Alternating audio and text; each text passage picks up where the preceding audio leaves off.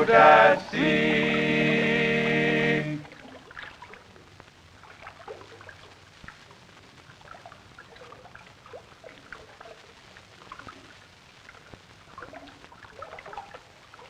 I am hungry. I could do with some food. Are the provisions entirely exhausted? The provisions are entirely exhausted. There is not the tiniest morsel. I thought there was one more tin of sausage and baked There are beans. no more tins. What I want is something to eat. I want something too. Gentlemen, we must be realistic.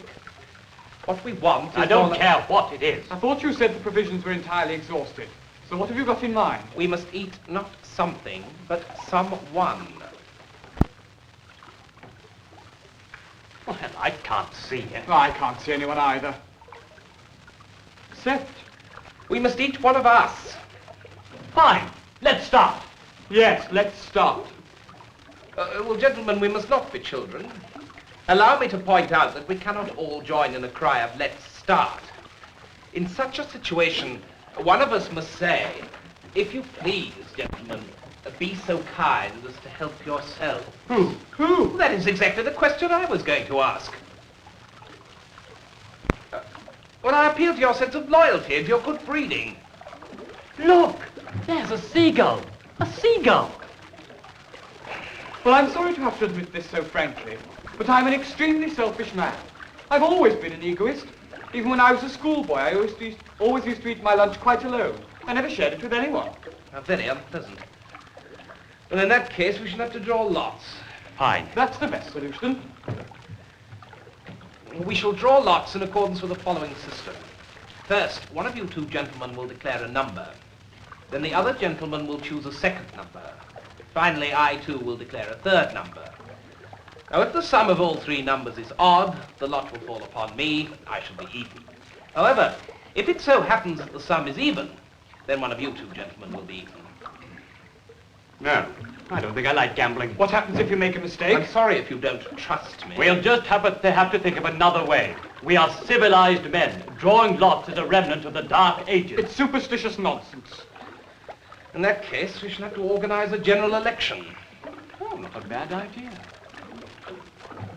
I suggest you and I form an electoral alliance, thereby simplifying the campaign. Parliamentary democracy is out of date. There's no other way. If you prefer a dictatorship, I should be happy to assume the supreme power. Oh, no. Down with tyranny. Free elections, then? And secret ballot? And no electoral alliances. Every candidate must campaign separately. Here is a hat. Into it, we shall put our voting slips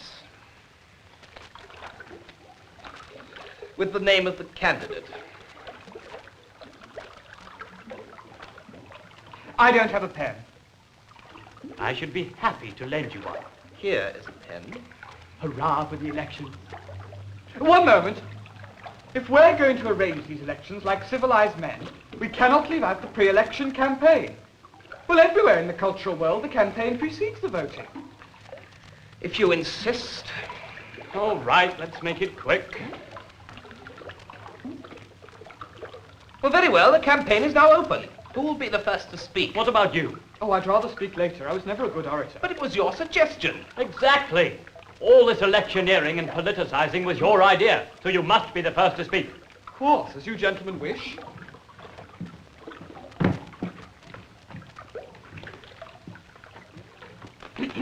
Gentlemen. Don't try to soft soap us. We're simple people. I quite agree. Down with idle phrases. We want the whole truth. My friends, we're gathered Get here. to the point. We haven't got all day. We're gathered here to discuss the burning question of food supplies. My friends, it would be wrong for you to consider me a candidate. I have a wife and children.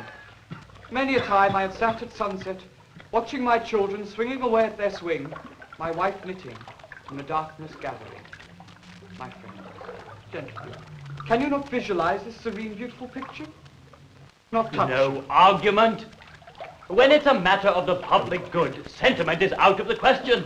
Your children can swing on their own. Better, probably. My friends, when I was a boy, I had such wonderful plans for the future. True, I didn't work hard enough. I never achieved my dreams. But it's still not too late. All this can change, I assure you. I've had my troubles, it's true. Lack of self-confidence, laziness. But I'm not going to neglect my duty any longer. From now on, I'm going to shape my character, acquire knowledge, and finally achieve everything that lies in store for me. I shall become someone. Louder.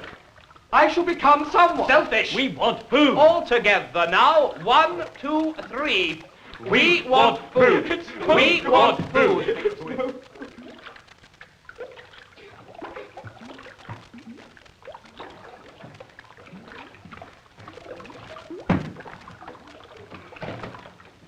Fellow diners, Hear, hear. I am not an orator, and I do not intend to speak for long. Action is my motto. Ever since my childhood, I have been passionately interested in the art of cookery. It's not so much the actual food, no. I'm a man of modest appetites, and quite frankly, I don't like eating. All I needed, and that is to say, I eat very little. Well, almost nothing, in fact. What am I saying? I don't eat anything at all. Well, 2 years ago, maybe I ate a little bit here or there every 2 or 3 days, but now not a thing. I have given up food once and for all.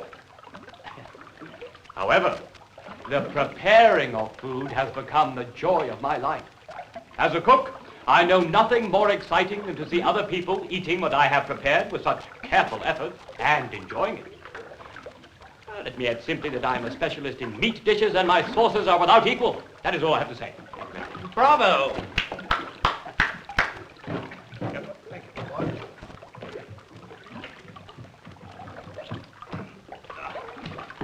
Hurrah! Bravo! Hear, hear! Hungry men, I salute you. My speech will be brief, one soldier to another. First, I do not wish to influence your opinions. I prefer straight talking. I am your servant, and your will is sacred to me. I eat what I am given. Secondly, there's no point in denying it. I'm indigestible. I've always been weak, bony and leathery. I have 2 metal ribs, an amputated liver, and 1 leg shorter than the other. Why should I deny it? Thirdly, I do not wish to be a demagogue. If I am not chosen, I shall give to the other man the rump and the sirloin, all to himself. I shall be happy with what's left over and the tongue. Let any man with aggressive intentions beware. I shall not surrender the tongue! Bravo! Long live our leader! Well, that's all.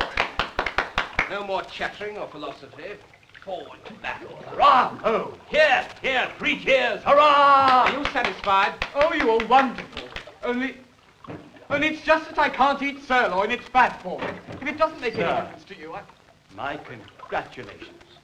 Your speech moved me deeply. In the matter of the tongue, I am entirely on your side. Well, that's the end of the campaign. Now we shall vote.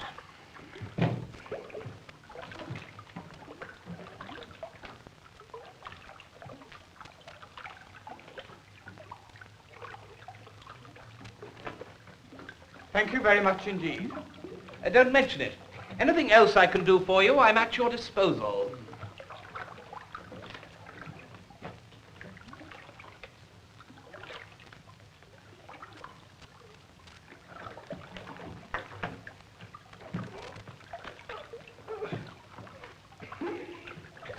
Now we shall count the votes. It's very exciting. Voting certainly sharpens the appetite. You might be more tactful. Well, what's the matter?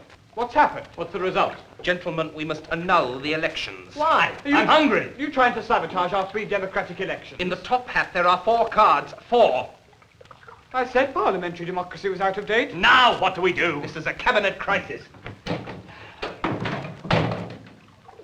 Well, maybe it would be simpler to nominate a candidate. And who'll do the nominating? I should be happy to oblige. Oh, exactly. Just as I thought. No, it's out of the question. This is a very bad business. Democracy doesn't work. Dictatorship is out of the question. We must think of something.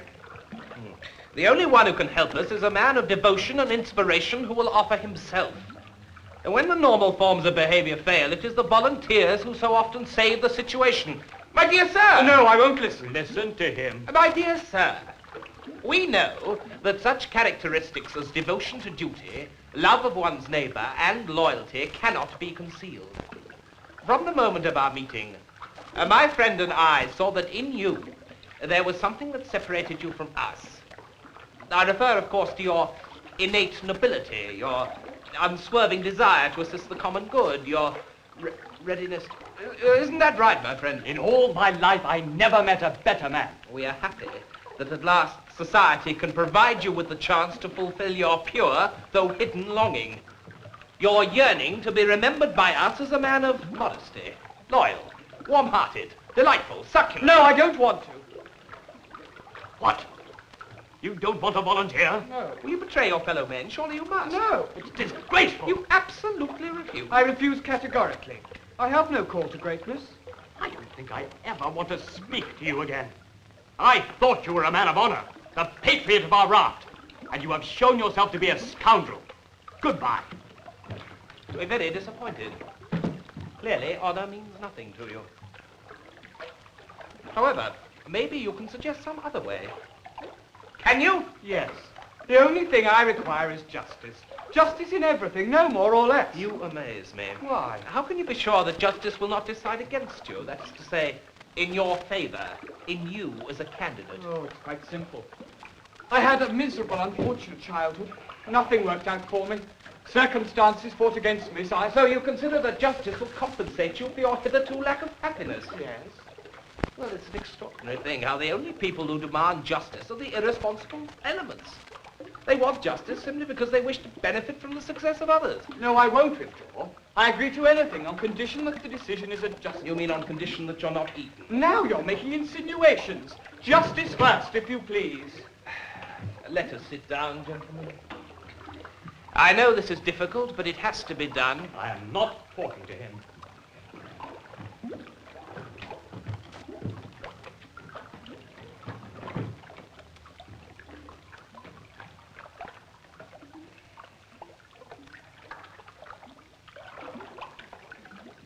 My dear friend, is your mother still alive? I don't know. What about yours? Well, unfortunately, I became an orphan very soon after my birth. My poor parents. That's exactly what I was going to say. Quite frankly, I don't have any parents at all. What about you? I have a mother. At this moment, she mourns me in her loneliness. Poor mother. Well, it seems to me that from the point of view of justice, the affair is simple. Surely it would be against your conscience to harm an orphan. Even savages consider orphanhood the most terrible of misfortunes. Now, my dear sir, if one of us two orphans were to be eaten, it would be a slap in the face to elementary justice. Isn't being an orphan enough without being eaten as well? But no, my dear sir, it's as clear as the day. You possess a mother. Things have been better for you on this earth. Don't you think it's time to repay this moral debt to all the orphans of this world? All those who've never known a mother's care, the warmth of a home, and food in abundance. Especially since, as you admitted just now, your mother is already mourning your death. Oh, I don't know. Maybe my mother has died. Well, she was feeling very weak last time I saw her, and I haven't been home for ages. Now you're talking like a child. How on earth could we prove such a thing? Yes, what about proof, eh? All I say is she wasn't feeling very well. Well, there's so much talk about illness in modern civilization. Artistic fantasy, pure imagination. Clearly your mother is enjoying excellent health. And may God grant her a long life. Well, as for our parents. Do you remember those long autumn evenings when we wandered about as aimlessly as barefooted children, selling matches to the passers-by? Please don't. Some things it is better to forget.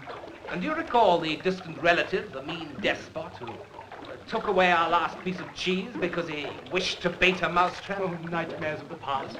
Excuse me. I thought I heard someone talking out at sea. You're changing the subject.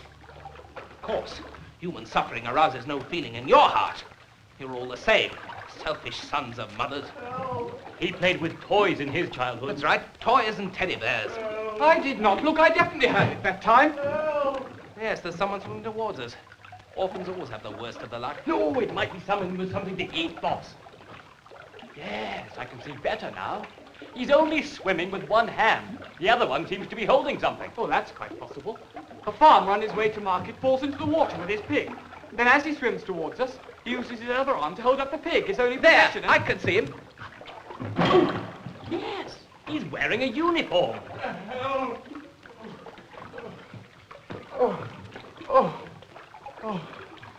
Thank you very much. Have you got anything to eat? Absolutely nothing. I wouldn't mind a bite myself. Haven't had a thing since breakfast. Well, good God, it's you. What an extraordinary coincidence. You two know each other? Well, of course we do. I've delivered his mail for 10 years.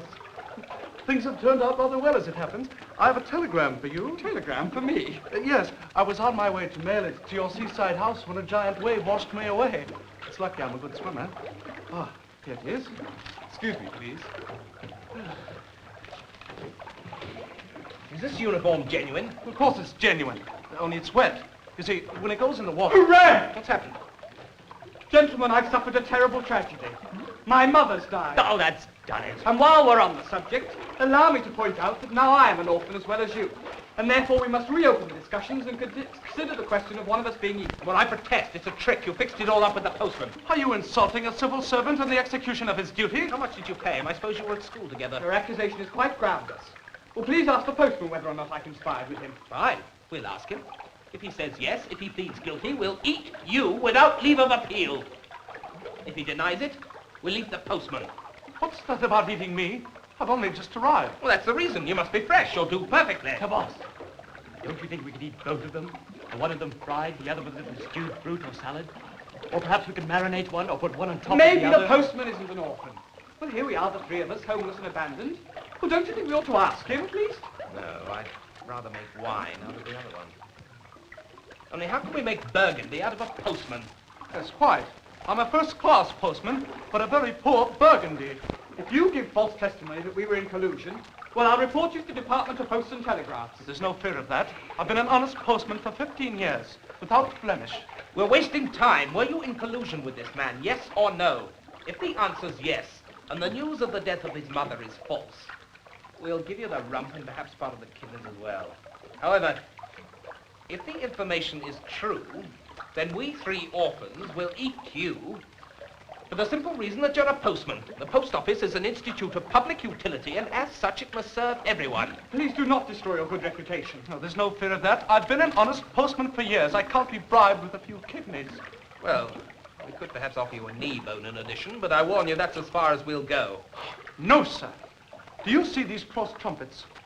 The honor of these trumpets I value more than anything else. I wish you goodbye.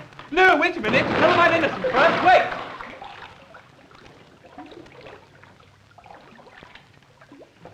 Now, you can see, gentlemen, our situation is identical. We're all orphans. Would you mind laying the table? Put it in my trunk. My fellow You're orphans forgetting that preparing there to- are other sorts of justice. For instance, historical justice. Do we need the colander? What do you mean? Well, the fact that we're out without parents is immaterial. The question must now be considered. Who were our parents? Oh, good heavens. Well, they were just parents. Ha! And who was your father? What about the rolling pin? My father?